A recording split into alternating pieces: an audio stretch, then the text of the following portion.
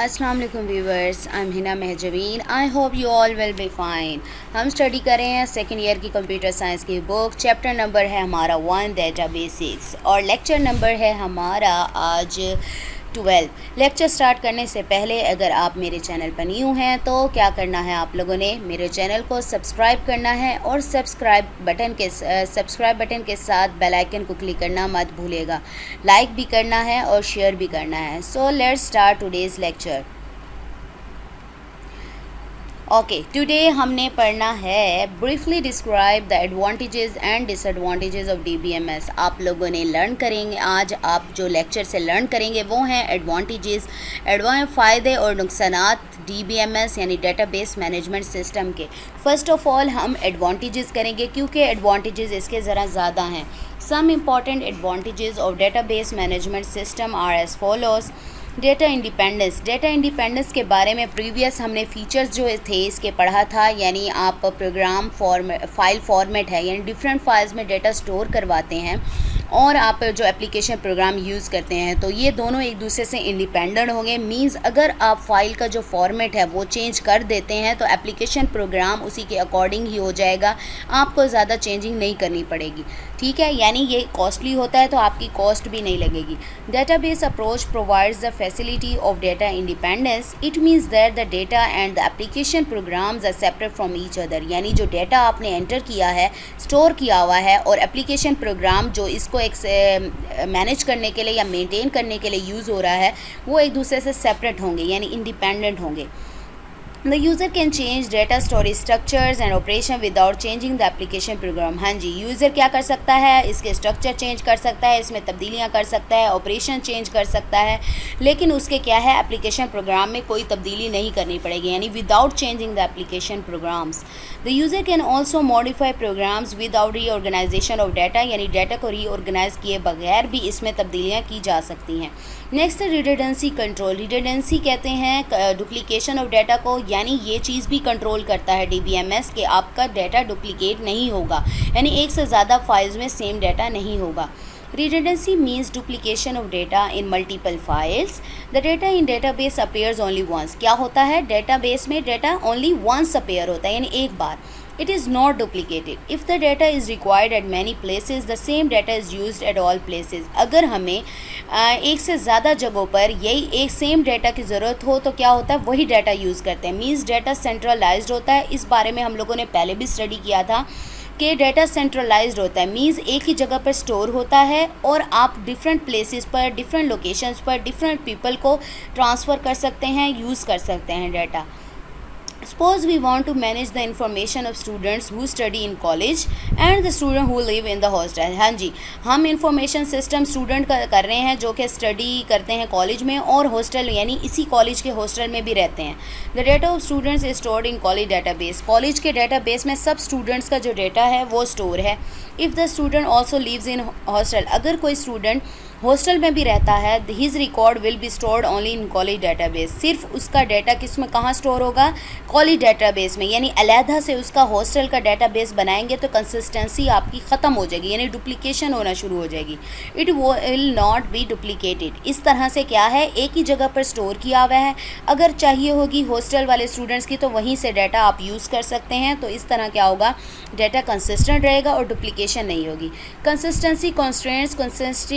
Constraints means, constraints कहते हैं rules को। ये कंसिस्टेंट रखने के लिए डाटा को रूल्स होते हैं जो कि फॉलो करता है database.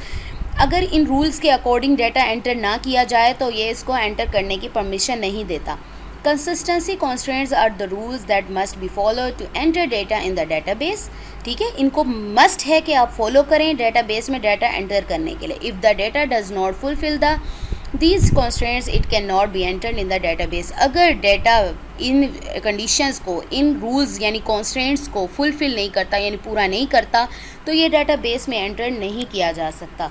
Database management systems provide an easy way for applying different consistency constraints that ensure the consistency of data in database. हाँ जी, डीबीएमएस जो है हमें मुख्तलिफ कंसिस्टेंसी कॉन्स्ट्रेंट्स को अप्लाई करने के मुख्तलिफ तरीके ईजी यानी ईजीएस्ट तरीके प्रोवाइड करता है, जिसकी वजह से डाटाबेस में डाटा की कंसिस्टेंसी बरकरार रखी जा सके, इंश्योर यकीनन हो।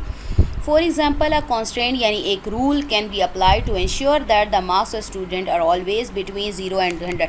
एक रूल डिफाइन किया गया है कि जब स्टूडेंट के मार्क्स जो एंटर करेंगे वो 0 और 100 के बीच में हो, इससे ज़्यादा ना हो, ठीक है, इससे ज़्यादा ना हो। तो अगर स्टूडेंट के मार्क्स 0 और 100 के बीच में होंगे या यही होंगे तब वो एंटर करने की परमिशन देगा, अदरवाइज़ आप कोई और वैल्यू एंटर नहीं कर सकते डेटाबेस में।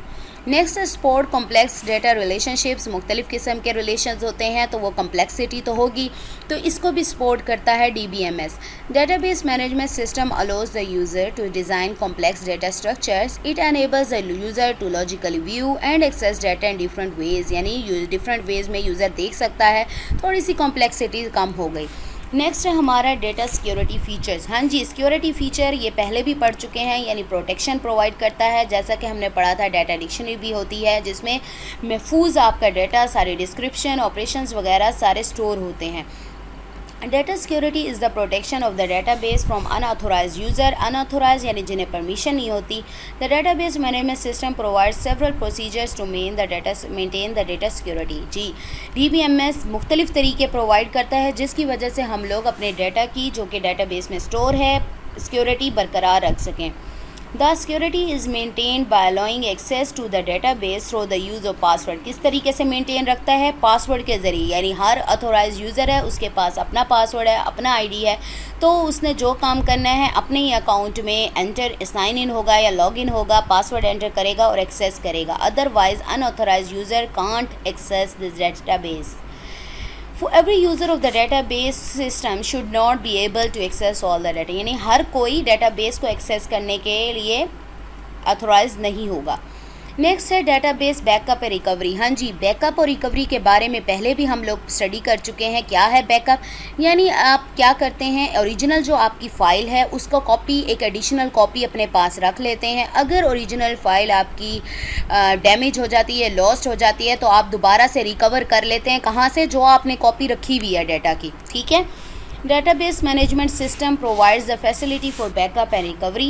Backup facility is used to store an additional copy of data, यानी additional copy आप store कर लेते हैं। The data can be recovered from this file if the original file is lost or damaged. तो recover कहाँ से करते हैं? जो copy की हुई फाइल है, कब? जब ओरिजिनल फाइल डैमेज हो जाए या लॉस्ट हो जाए। A utility in DBMS is use to recover program, एक यूटिलिटी प्रोग्राम है जो यूज़ होता है इस डाटा को रिकवर करने के लिए। The utility rebuilds the data by using the backup copy of the data, यानी कैसे करता है? बैकअप कॉपी ऑफ डाटा से। नेक्स्ट है एडवांस कैपेबिलिटीज़। हाँ जी, एडवांस कैपेबिलिटीज़, उसकी सलाहियतें जो एडवांस है वो इंटरनेट के ज़रिए आप लोग यूज़ कर सकते हैं। DBMS provides advanced access capabilities for online reporting. It uses internet for advance capability, यानी ऑनलाइन होते हैं आप लोग तब ये कैपेबिलिटीज़ सारी यूज़ कर सकते हैं। हमने एडवांटेजेस तो पढ़ लिए बहुत सारे। हमारा क्वेश्चन था एडवांटेजेस एंड डिसएडवांटेजेस। एडवांटेजेस तो पढ़ लिए, अब बारी है डिसएडवांटेजेस यानी नुकसानात की। तो क्या है? First, high cost of DBMS। जी, DBMS जब ज़्यादा बड़ा होगा, कॉम्प्लेक्स होगा, तो उसकी कॉस्ट भी क्या होगी? हायर होगी। A complex database management system is very large and complex software. It is expensive to purchase database management system. तो कम्प्लेक्स भी होता है, लार्ज भी होता है, तो क्या हुआ? एक्सपेंसिव तो होना है उसने। Higher hardware cost. जी, जो हार्डवेयर रिक्वायर होगा, कम्प्लेक्स भी है, लार्ज भी है, तो उसके लिए जो हार्डवेयर होगा उसकी कॉस्ट भी तो ज़्यादा होनी है। Database management system is complicated, कहते हैं पेचीदा को, ज़रा थोड़ा मुश्किल, and heavy software. Additional memory and processing power is required to run the DBMS। जी, लार्ज होगा तो स्पेस भी चाहिए होगी, प्रोसेसिंग पावर यानी आपका PC वगैरह अच्छा होना चाहिए, लैपटॉप अच्छा होना चाहिए, आपका सिस्टम अच्छा होगा तो क्या है कि एफिशिएंट होगा आपका डेटाबेस। इट में रिक्वायर मोर पावरफुल हार्डवेयर। तो हमें क्या है? मोर पावरफुल, हाई कॉस्ट होगी, पावरफुल होगा हार्डवेयर, तो उसकी कॉस्ट भी उतनी ज़्यादा होगी। नेक्स्ट है एडिशनल ट्रेनिंग। देखें, जब लार्ज और कम्प्लेक्स आप डेटाबेस बना रहे हैं तो हर किसी को तो डेटाबेस का नहीं पता कि किस तरीके से बनाना है, डेवलप करना है, या इसमें क्या चेंजेस कैसे की जा सकती हैं। तो क्या है, इसमें ट्रेनिंग, एडिशनल ट्रेनिंग की ज़रूरत होती है। ट्रेन करेंगे, एक्सपीरियंस होगा लोगों को, तो एफिशिएंट डेटाबेस डेवलप होगा, ठीक है। The application programmers require additional training for developing efficient programs.